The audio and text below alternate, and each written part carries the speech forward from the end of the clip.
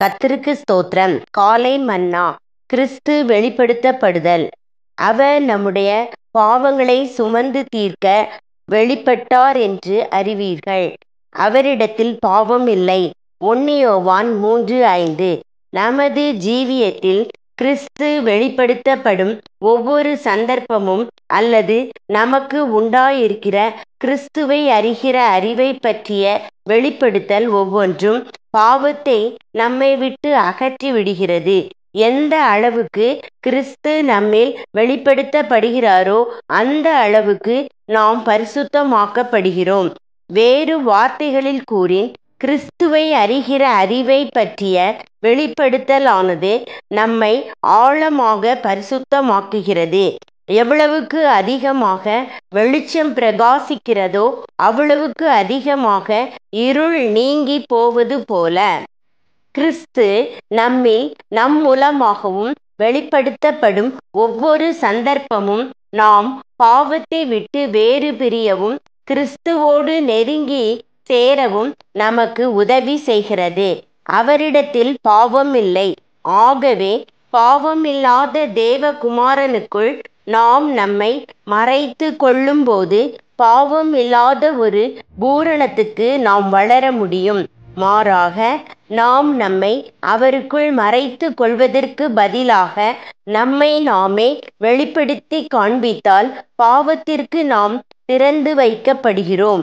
அதிநிமித்தம் நமது பரிசுத்தமாகுதலையும் இரட்சிப்பையும் குறித்து நாம் இழக்க நேரிடும். எந்த அளவுக்கு நாம் அவருக்குள் நம்மை மறைத்து கொள்கிறோமோ அந்த அளவுக்கு நாம் சுத்திகரிக்கப்படுகிறோம், பாதுகாப்புக்குள் இருக்கிறோம். அவரில் நிலைத்திருக்கிற எவனும் பாவம் செய்கிறதில்லை. பாவம் செய்கிற எவனும் அவரை காணவும் இல்லை, அவரை அறியவும் இல்லை. 1 யோவான் 3:6. கிறிஸ்துவில் நிலைத்திருப்பது என்பது உண்மையில் அவரில் மறைத்து கொள்வது என பொருள்படும். அவருக்குள் மறைந்திருப்பதின் மூலமாக நாம் எவ்வாறு பாவம் செய்வதை தவிர்க்க முடியும்? ஒரு கட்டத்திற்குள் மறைந்திருக்கும் ஒருவன் வெளியே காணப்படாதிருப்பது போல நாம் கர்த்தராகிய இயேசுவுக்குள் மறைந்திருக்கும் போது சத்துருவானவன் நம்மை காண முடியாது. பாவம் செய்கிற எவனும் அவரை காணவும் இல்லை, அவரை அறியவும் இல்லை. நாம் எவ்வளவுக்கு அதிகமாய் பரிசுத்தமாக்கப்படுகிறோமோ அவ்வளவுக்கு அதிகமாக அவரை அல்லது அவரது மகிமையை நாம் காண்கிறோம் என்பதை இது நிரூபிக்கிறது. அது மட்டுமன்றி எவ்வளவுக்கு அதிகமாக நாம் பரிசுத்தமாக்கப்படுகிறோமோ அவ்வளவுக்கு அதிகமாக நாம் அவரை அறிந்து கொள்கிறோம். சுருங்க கூறின், நாம் முழு மனதுடனும் ஒரு கரையற்ற தூய ஜீவியத்தை நேசிப்போமானால் முன் ஒருபோதும் இல்லாத அளவுக்கு நாம் கிறிஸ்துவை காண்போம், அவரை அறிவோம். பிசாசினுடைய கிரியைகளை அழிக்கும்படிக்கே தேவனுடைய குமாரன் வெளிப்பட்டார். 1 யோவான் 3:8.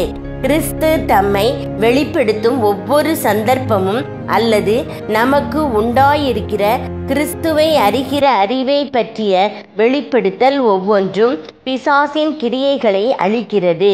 பிசாசின் கிரியைகள் பாவம், வியாதி முதலியவை. அதிகமாக வெளிப்படுத்தப்பட்டு கொண்டிருக்கிற ஓர் உலகில் நாம் வாழ்ந்து கொண்டிருக்கிறோம்.